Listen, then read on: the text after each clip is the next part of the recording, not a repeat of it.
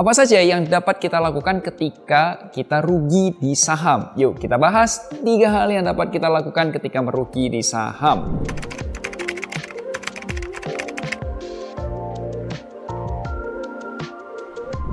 Hai, ketemu lagi nih bersama saya Melvin Mumpuni di channel YouTube Moduit. Beberapa hari ini IHSG kita itu mengalami penurunan ya.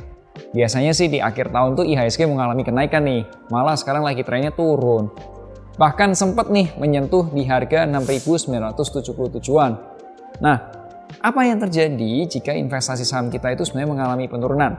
Biasanya ada 3 hal yang dapat kita lakukan. Namanya investasi di saham, ya selalu mengalami kenaikan dan juga penurunan. Jika Anda sudah berinvestasi dengan proses yang benar, maka tidak perlu panik dengan penurunan harga dalam jangka yang pendek. Contoh berinvestasi dengan benar. 1. Anda sudah mengecek laporan keuangan, sudah melakukan analisis laporan keuangan, memantau berita-berita terbaru terkait perusahaan yang Anda invest. Kedua, Anda membeli saham pada saat terdiskon. Diskon antara harga pasar atau kita sebutnya market price dengan nilai intrinsiknya.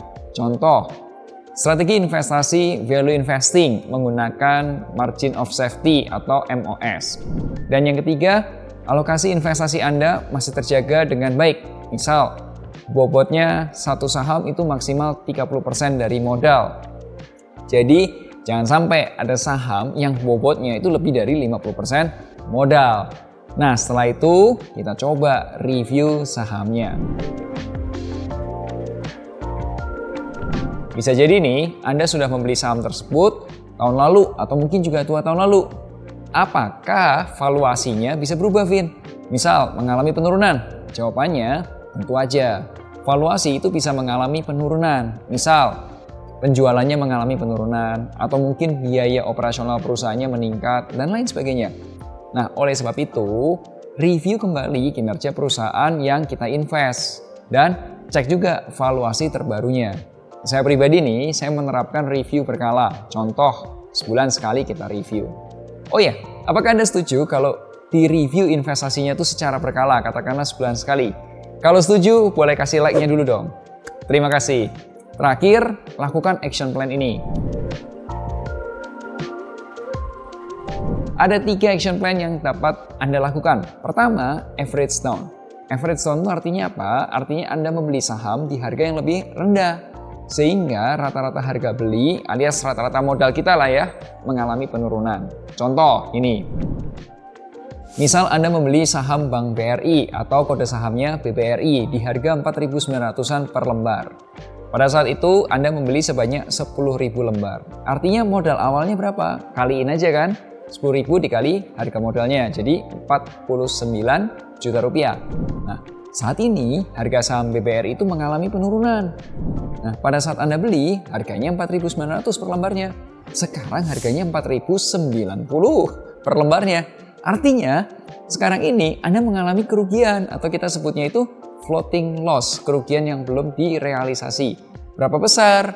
16,53%. Nah, misal Anda beli lagi nih sebanyak 5.000 lembar saham Bank BBRI di harga 4.090 perak per lembarnya. Artinya apa? Berarti modal Anda membeli itu dikaliin aja ya 4.090 kali 5.000 lembar itu sekitar 20.450.000 rupiah. Kesimpulannya apa? Jumlah sahamnya menjadi 15.000 lembar. Dijumlahin aja. Modalnya bertambah nggak? Bertambah, jadi 69.450.000 rupiah. Nah, kalau kita hitung nih rata-rata, harga rata-ratanya menjadi 4.630 rupiah per lembarnya. Dengan average down, harga beli Anda yang semulanya di 4.900 per lembarnya sekarang turun menjadi 4.600 per lembarnya. Oh ya, saya hanya menyarankan average down jika penurunan harga ini terjadi karena sentimen pasar aja. Average down itu artinya nambah porsi saham. Jadi pastiin porsi saham setelah kita average down itu tidak lebih dari 30% total modal kita. Vin, kalau ternyata di average down porsi saham kita jadi lebih dari 30%, terus gimana dong? Nah yang kedua nih, do nothing atau wait and see. Cara kedua adalah kita nggak ngapa-ngapain, do nothing atau tunggu dulu deh, wait and see. Nah, ketika menunggu dulu, itu artinya ya kita diemin aja. Ya terima aja floating loss-nya, nggak apa-apa gitu. Biasanya saya akan do nothing atau wait and see jika satu, tidak terjadi penurunan pada fundamental atau kondisi keuangan perusahaan. Jadi oke, nggak ada masalah. Yang kedua, tidak ada kecurangan seperti korupsi. Dan yang ketiga, tidak ada perubahan signifikan dengan kondisi ekonomi. Vin, kalau ternyata kinerja perusahaan menurun banyak karena ditemukan tindak korupsi di dalam perusahaan, gimana dong? Nah, ini yang ketiga nih, cut loss. Segera lakukan cut loss atau memotong kerugian. Saya pernah melakukan cut loss pada beberapa saham karena perusahaan terbukti mengoplos beras premium dengan beras Raskin. Dan ada juga tiba-tiba pemegang saham mayoritas menjual sahamnya dalam jumlah besar. Besar itu berarti lebih dari 30% kepemilikannya. Jual gitu.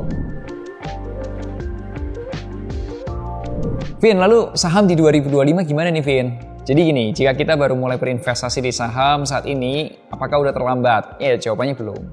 Karena IHSG menurut pendekatan Buffett Indicator itu masih berada di area modestly under value.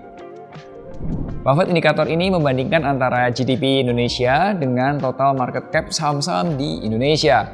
Nah, di Moduit sekarang ini sudah ada layanan namanya Mosaic, Moduit Stock Advisory Services, yang mempermudah Anda berinvestasi saham. Jadi, para penasihat investasi yang berlisensi OJK dan tentu saja berpengalaman, itu akan membantu Anda memberikan rekomendasi portofolio investasi. Rekomendasinya melalui aplikasi Moduit. Jika Anda ingin tahu lebih banyak mengenai produk pasar modal seperti reksadana, obligasi, saham, khususnya Mosaic gitu ya, silahkan aja hubungi Moduit atau web advisor-nya Moduit di link berikut ini.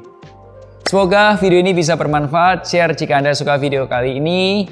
Selamat Natal buat teman-teman yang merayakan dan selamat tahun baru. Sampai jumpa di Mocuan minggu depan bersama Moduit investasi reksadana, obligasi, saham aman mudah dan terpercaya.